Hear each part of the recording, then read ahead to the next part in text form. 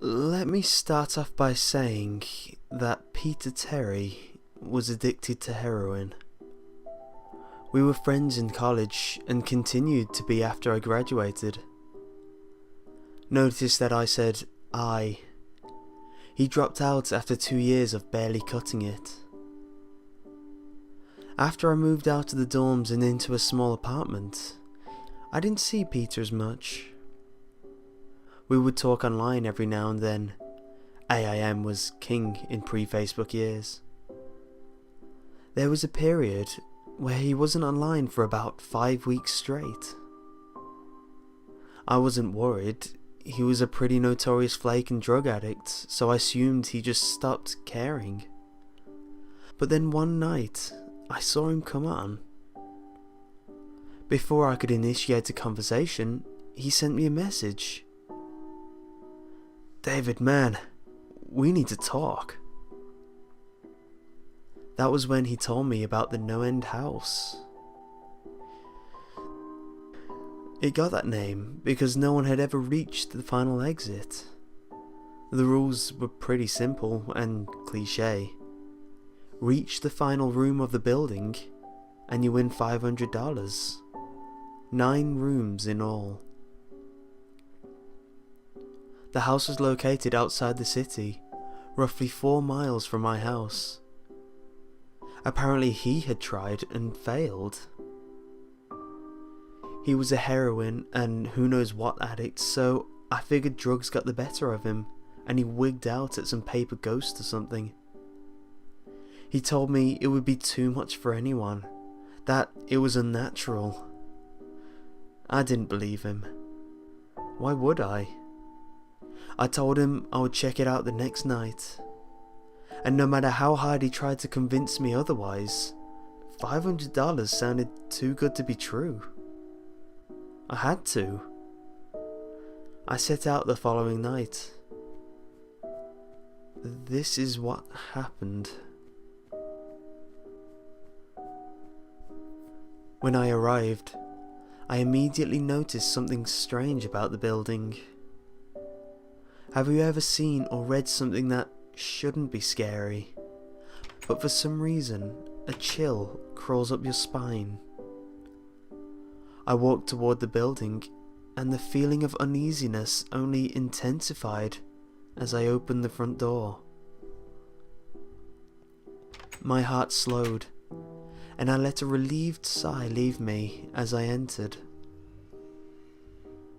The room looked like a normal hotel lobby, decorated for Halloween. A sign was posted in place of a worker. It read, "Room 1, right this way, 8 more to follow. Reach the end and you win." I chuckled and made my way to the first door. The first area was almost laughable. The decor resembled a Halloween aisle of a Kmart, complete with sheet ghosts and animatronic zombies that gave a static growl when you walked past. At the far end was an exit, the only door besides the one I entered through. I brushed through the fake spiderwebs and headed for the second room. I was greeted by fog as I opened the door to room 2. The room definitely upped the ante in terms of technology. Not only was there a fog machine, but a bat hung from the ceiling and flew in a circle. Scary. They seemed to have a Halloween soundtrack that one would find in a 99-cent store on loop somewhere in the room. I didn't see a stereo, but I guessed they must have used a PA system. I stepped over a few toy rats that wheeled around and walked with a puffed chest across to the next area. I reached for the doorknob and my heart sank to my knees. I did not want to open that door. A feeling of dread hit me so hard I could barely even think. Logic overtook me after a few terrified moments, and I shook it off and entered the next room. Room 3 is where things began to change. On the surface, it looked like a normal room. There was a chair in the middle of the wood-panelled floor. A single lamp in the corner did a poor job of lighting the area, and it cast a few shadows across the floor and walls. That was the problem. Shadows. Plural. With the exception of the chairs, there were others. I had barely walked in the door and I was already terrified.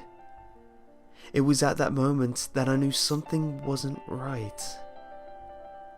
I didn't even think as I automatically tried to open the door I came through.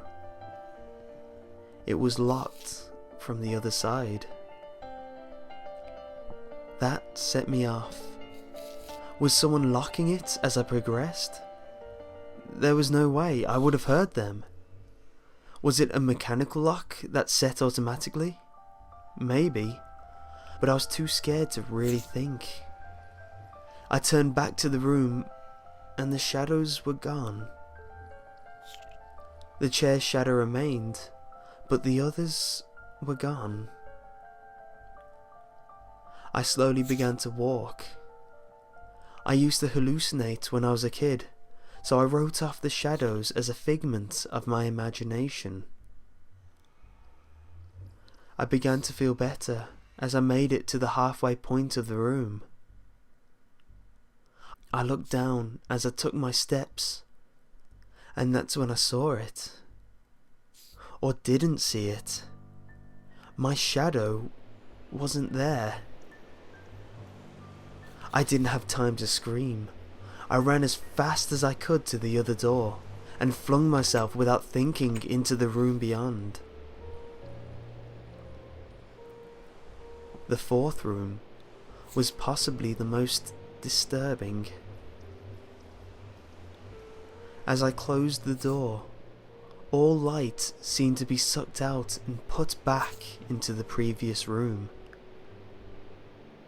I stood there, surrounded by darkness, and couldn't move.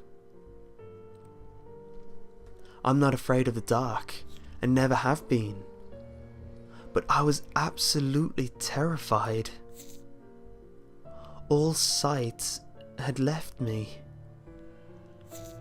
I held my hand in front of my face, and if I didn't know I was doing so, I would never have been able to tell. Darkness doesn't describe it. I couldn't hear anything. It was dead silence. When you're in a soundproof room, you can still hear yourself breathing. You can hear yourself being alive. I couldn't. I began to stumble forward after a few moments. My rapidly beating heart, the only thing I could feel. There was no door in sight. Wasn't even sure if there was one this time. The silence was then broken by a low hum. I felt something behind me. I spun around wildly, but I could barely even see my nose. I knew it was there though, regardless of how dark it was. I knew something was there. The hum grew louder, closer. It seemed to surround me, but I knew whatever was causing the noise was in front of me, inching closer. I took a step back. I had never felt that kind of fear. I can't really describe true fear. I wasn't even scared I was going to die. I was scared of what the alternative was. I was afraid of what this thing had in store for me. Then the lights flashed for less than a second, and I saw it. Nothing. I saw nothing, and I know I saw nothing there. The room was then plunged into darkness, and the hum was now a wild screech. I screamed in protest. I couldn't hear this goddamn sound for another minute. I ran backwards, away from the noise, and fumbled for the door handle. I turned and fell into room 5.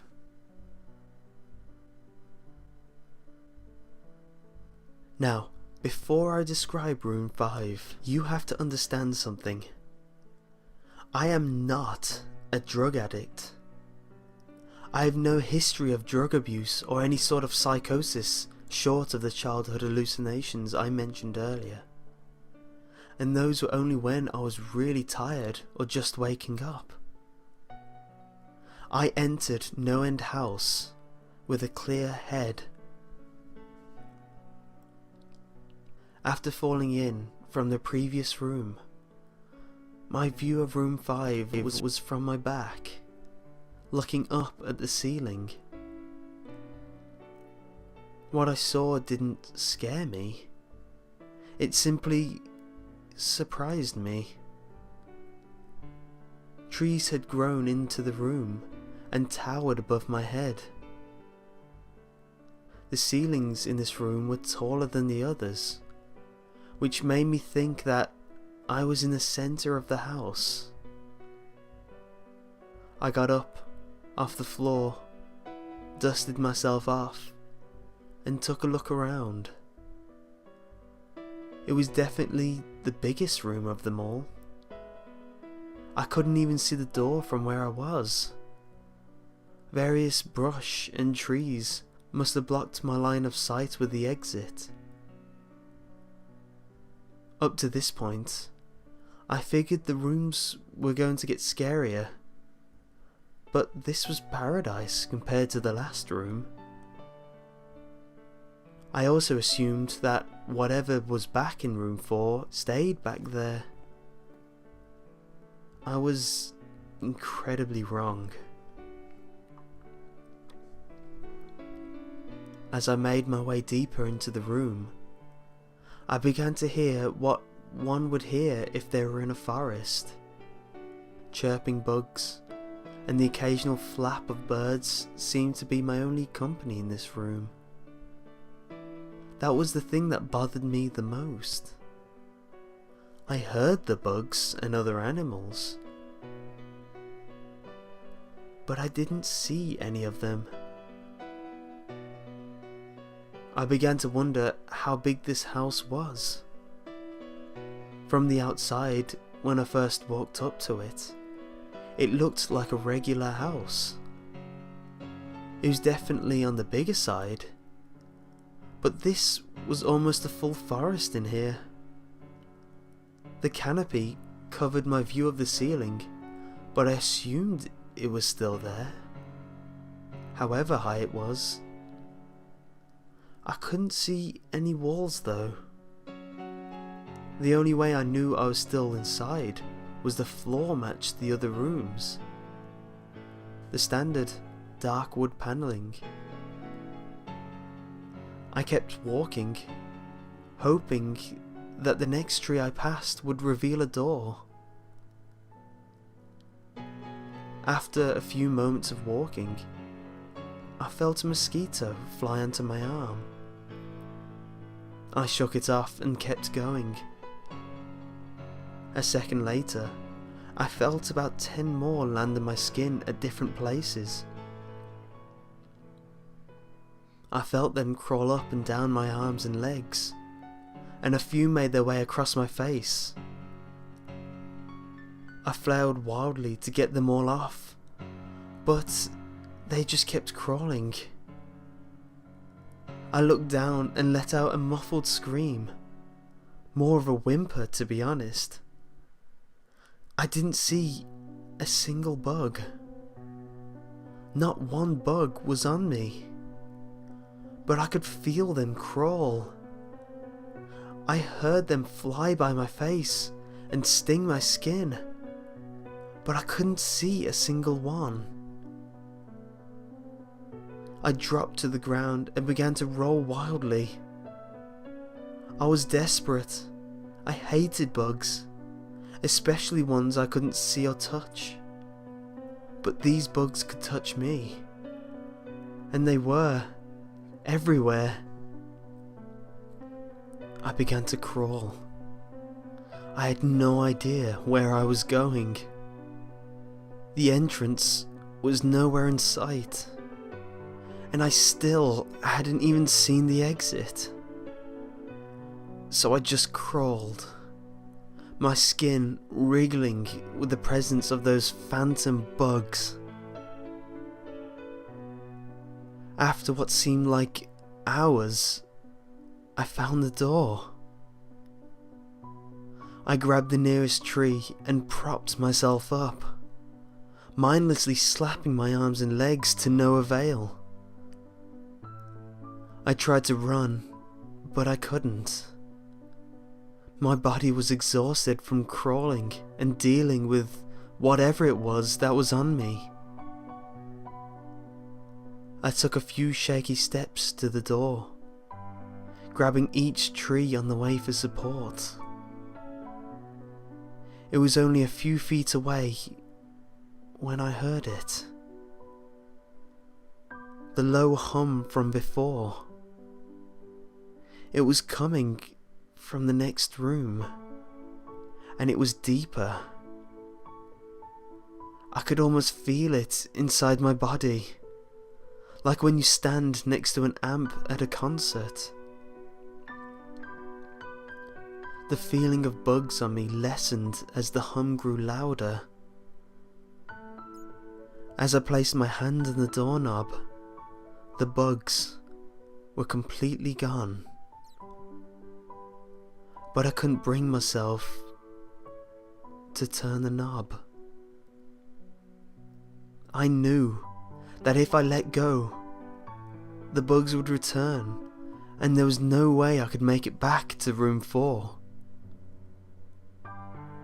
I just stood there, my head pressed against the door marked 6, and my hand shakily grasping the knob.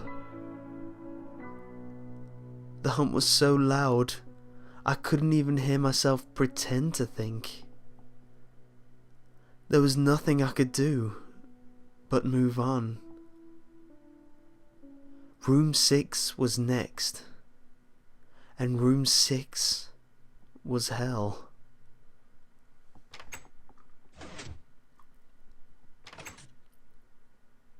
I closed the door behind me. My eyes held shut and my ears ringing. The hum was surrounding me. As the door clicked into place, the hum was gone. I opened my eyes in surprise, and the door I had shut was gone. It was just a wall now. I looked around in shock. The room was identical to room 3. The same chair and lamp, but with the correct amount of shadows this time. The only real difference was there was no exit door, and the only one I came through was now gone. As I said before, I had no previous issues in terms of mental instability, but at that moment, I fell into what I now know was insanity. I didn't scream. I didn't make a sound. At first, I scratched softly. The wall was tough, but I knew the door was there somewhere. I just knew it was. I scratched at where the doorknob was.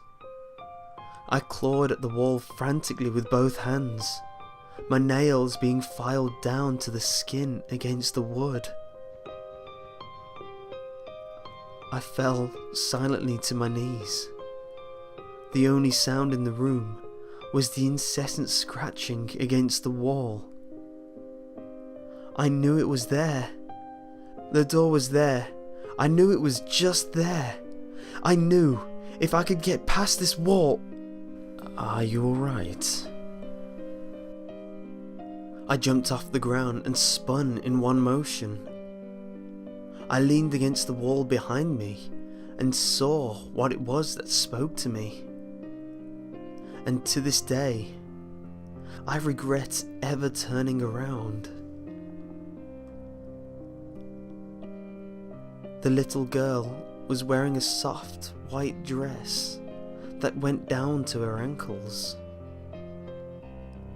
She had long blonde hair to the middle of her back and white skin and blue eyes.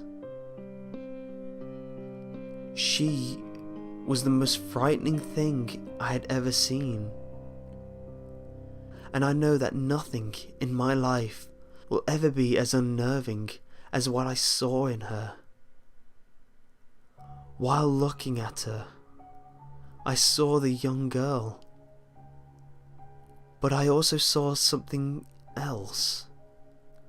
Where she stood, I saw what looked like a man's body, only larger than normal and covered in hair. He was naked from head to toe, but his head was not human, and his toes were hooves. It wasn't the devil, but at that moment, it might as well have been. The form had the head of a ram and a snout of a wolf. It was horrifying, and it was synonymous with the little girl in front of me. They were of the same form. I can't really describe it, but I saw them at the same time. They shared the same spot in that room, but it was like looking into two separate dimensions. When I saw the girl, I saw the form, and when I saw the form, I saw the girl. I couldn't speak. I could barely even see. My mind was revolting against what it was attempting to process. I had been scared before in my life, and I had never been more scared than when I was trapped in the 4th room. But that was before room 6. I just stood there, staring at whatever it was that spoke to me. There was no exit. I was trapped here with it. And then it spoke again. David, you should have listened. When it spoke, I heard the words of the little girl, but the other form spoke through my mind, in a voice I won't attempt to describe. There was no other sound.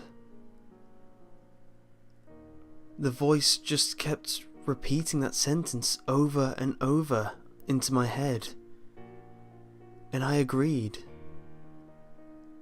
I didn't know what to do. I was slipping into madness, yet couldn't take my eyes off what was in front of me. I dropped to the floor. I thought I had passed out, but the room wouldn't let me. I just wanted it to end. I was on my side, my eyes wide open, and the form staring down at me. Scurrying across the floor in front of me was one of those battery-powered rats from the 2nd room. The house was toying with me, but for some reason, seeing that rat pulled my mind back from whatever depths it was headed. and I looked around the room. I was getting out of there. I was determined to get out of that house and live, and never think about this place again. I knew this room was hell, but I wasn't ready to take up residency. At first, it was just my eyes that moved. I searched the walls for any kind of opening. The room wasn't that big, so it didn't take long to soak in the entire layout. The demon still taunted me, the voice growing louder as the form stayed rooted where it stood. I placed my hand on the floor and lifted myself up to all fours, and I turned to scan the wall behind me. And then I saw something I couldn't believe. The form was now right at my back, whispering into my mind how I shouldn't have come. I felt its breath on the back of my neck, but I refused to turn around. A large rectangle was scratched into the wood, with a small dent chipped away at the centre of it. And right in front of my eyes, I saw the large 7 I had mindlessly etched into the wall. I knew what it was. Room 7 was just beyond that wall where room 5 was moments ago. I don't know how I had done it, and maybe it was just my state of mind at the time, but I had created the door. I knew I had. In my madness, I had scratched into the wall what I needed most: an exit to the next room. Room 7 was close. I knew the demon was right behind me, but for some reason, it couldn't touch me. I closed my eyes and placed both my hands on the large 7 in front of me, and I pushed. I pushed as hard as I could. The demon was now screaming in my ear. It told me I was never leaving. It told me that this was the end, but that I wasn't going to die. I was going to live there in room 6 with it. I wasn't. I pushed and screamed at the top of my lungs. I knew I was going to push through the wall eventually. I clenched my eyes shut and screamed, and the demon was gone. I was left in silence. I turned around slowly and was greeted by the room as it was when I entered. Just a chair and a lamp. I couldn't believe it, but I didn't have time to dwell. I turned back to the 7 and jumped back slightly. What I saw was a door. Not one that I had scratched in, but a regular door with a large 7 on it. My whole body was shaking. It took me a while to turn the knob, and I just stood there for a while, staring at the door. I couldn't stay in room 6. I couldn't. But if this was only room 6, I couldn't imagine what room 7 had in store. I must have been stood there for an hour, just staring at the 7. Finally, With a deep breath, I twisted the knob and opened the door to room 7. I stumbled through the door, mentally exhausted and weak. The door behind me closed, and I realised where I was. I was outside. Not outside like room 5, but I was actually outside. My eyes stung. I wanted to cry. I fell to my knees and tried, but I couldn't. I was finally out of that hell. I didn't even care about the prize that was promised. I turned and saw that the door I just went through was the entrance. I walked to my car and drove home thinking of how nice a shower sounded. As I pulled up to my house, I felt uneasy. The joy of leaving NoEnd House had faded, and dread was slowly building in my stomach. I shook it off as residual from the house and made my way to the front door.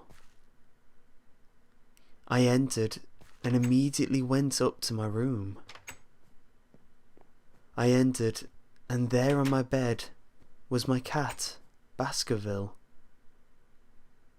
He was the first living thing I had seen all night, and I reached to pet him. He hissed and swiped at my hand. I recoiled in shock, as he had never acted like that before. I thought, whatever, he's just an old cat. I jumped in the shower and got ready for what I was expecting to be a sleepless night. After my shower, I went to my kitchen to make some food. I descended the stairs and turned into the family room, and what I saw would forever be burned into my mind.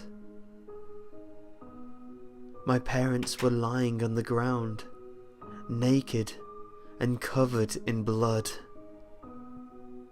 They were mutilated to near unidentifiable states. Their limbs were removed and placed next to their bodies, and their heads were placed on their chests, facing me. The most unsettling part was their expressions. They were smiling, as though they were happy to see me. I vomited and sobbed there in the family room. I didn't know what had happened. They didn't even live with me at the time. I was a mess. And then I saw it. A door that was never there before. A door with a large 8 scrawled on it in blood. I was still in the house. I was standing in my family room, but I was in room 7. The faces of my parents smiled wider as I realised this. They weren't my parents. They couldn't be. But they looked exactly like them. The door marked 8 was across the room, behind the mutilated bodies in front of me. They looked exactly like them. I knew I had to move on, but at that moment I gave up. The smiling faces tore into my mind. They grounded me where I stood. I vomited again and nearly collapsed. Then the hum returned. It was louder than ever. It filled the house and shook the walls. The hum compelled me to walk. I began to walk slowly, making my way closer to the door and the bodies.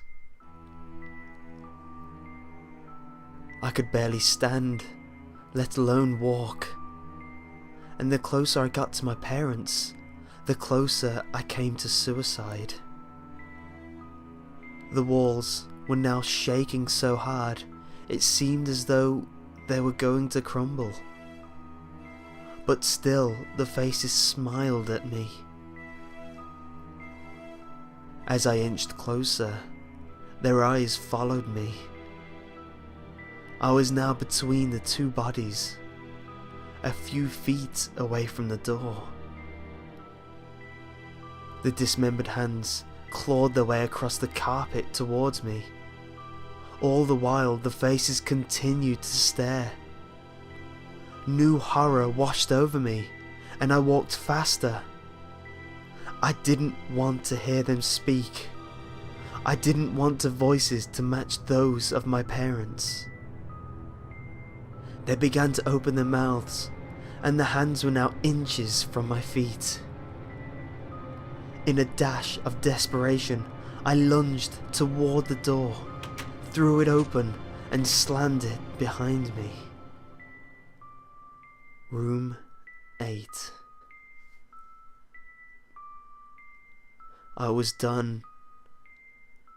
After what I'd just experienced, I knew there wasn't anything this house could throw at me that I couldn't live through. There was nothing short of the fires of hell that I wasn't ready for.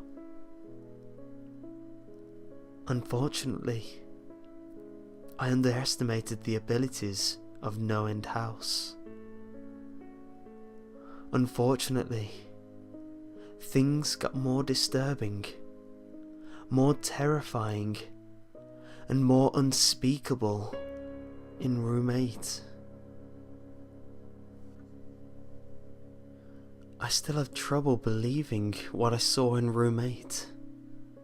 Again, the room was a carbon copy of rooms 4 and 6, but sitting in the usually empty chair was a man. After a few seconds of disbelief, my mind finally accepted the fact that the man sitting in the chair was me. Not someone who looked like me. It was David Williams.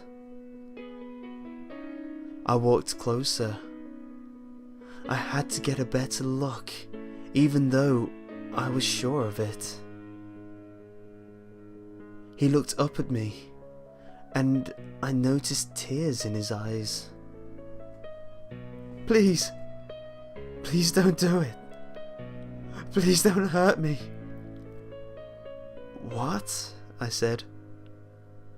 Who are you? I'm not going to hurt you. Yes, you are. He was sobbing now. You're going to hurt me, and I don't want you to. He sat in the chair with his legs up and began rocking back and forth. It was actually really pathetic looking, especially since he was me, identical in every way. Listen, who are you? I was now only a few feet from my doppelganger. It was the weirdest experience yet, standing there talking to myself. I wasn't scared, but I would be soon. Why are you... You're going to hurt me. You're going to hurt me, and if you want to leave, you're going to hurt me. Why are you saying this? Just calm down, alright? Let's try figure this... And that's when I saw it. The David sitting down was wearing the same clothes as me, except for a small red patch on his shirt, embroidered with the number 9. You're going to hurt me. You're going to hurt me, please. You're going to hurt me. My eyes didn't leave that small number on his chest. I knew exactly what it was. The first few doors were plain and simple, but after a while they got a bit more ambiguous. 7 was scratched into the wall, but by my own hands. 8 was marked in blood above the bodies of my parents, but 9, this number, was on a person. A living person. And worse still, it was on a person that looked exactly like me. David? I had to ask. Yes, you're going to hurt me. You're going to hurt me. He continued to sob and rock. He answered to David. It was me, right down to the voice. But that 9. I paced around for a few minutes while he sobbed in his chair. The room had no door, and similar to room 6, the door I came through was gone. For some reason, I assumed that scratching would get me nowhere this time. I studied the walls and the floor around the chair, sticking my head underneath and seeing if anything was below. Unfortunately, there was. Below the chair was a knife. Attached was a tag that read, "To David, from management." The feeling in my stomach as I read that tag was something sinister. I wanted to throw up, and the last thing I wanted to do was remove that knife from under that chair. The other David was still sobbing uncontrollably. My mind was spinning into an attic of unanswerable questions. Who put this here? And how did they get my name? Not to mention the fact that, as I knelt on the cold wood floor, I also sat in that chair, sobbing in protest of being hurt by myself. It was all too much to process. The house and the management had been playing me this whole time. My thoughts for some reason turned to Peter, and whether or not he got this far. And if he did, if he met a Peter Terry sobbing in this very chair, rocking back and forth. I shook those thoughts out my head. They didn't matter. I took the knife from under the chair, and immediately the other David went quiet. "David," he said in my voice, "what do you think you're going to do?" I lifted myself from the ground and clenched the knife in my hand. "I'm going to get out of here." David was still sitting in the chair, though he was very calm now. He looked up at me with a slight grin. I couldn't tell if he was going to laugh or strangle me. Slowly, he got up from the chair and stood facing me. It was uncanny. His height, and even the way he stood, matched mine. I felt the rubber hilt of the knife in my hand and gripped it tighter. I didn't know what I was planning on doing with it, but I had the feeling I was going to need it. "Now," his voice was slightly deeper than my own, "I'm going to hurt you. I'm going to hurt you and keep you here." I didn't respond. I just lunged and tackled him to the ground. I had mounted him, looked down, knife poised and ready. He looked up at me, terrified. It was like I was looking in a mirror. Then the hum returned, low and distant, though I still feel it deep in my body. David looked up at me as I looked down at myself. The hum was getting louder, and I felt something inside me snap. With one motion, I slammed the knife into the patch on his chest and ripped down. Blackness fell on the room, and I was falling. The darkness around me was like nothing I had experienced up to that point. Room 3 was dark, but it didn't come close to what was completely engulfing me. I wasn't sure if I was falling after a while. I felt weightless, covered in dark. And then a deep sadness came over me. I felt lost, depressed, and suicidal. The sight of my parents entered my mind. I knew it wasn't real, but I had seen it. And the mind has trouble differentiating between what is real and what isn't. The sadness only deepened. I was in room 9 for what seemed like days. The final room. And that's what it was. The end. NoEnd House had an end, and I had reached it. At that moment, I gave up.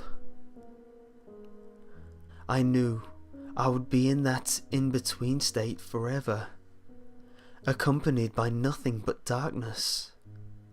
Not even the hum was there to keep me sane.